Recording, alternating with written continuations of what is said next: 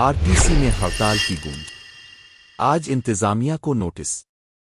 4 سال بعد تلنگانہ میں RTC ہڑتال کی گونج سنائی دی۔ حال ہی میں RTC کے کارکنوں نے دوبارہ ہڑتال کا فیصلہ کیا ہے۔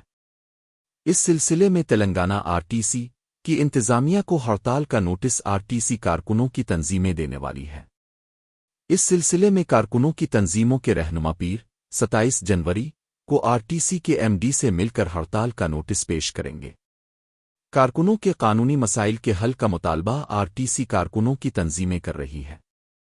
گزشتہ BRS حکومت کے دور میں کارکنوں نے طویل ہڑتال کی۔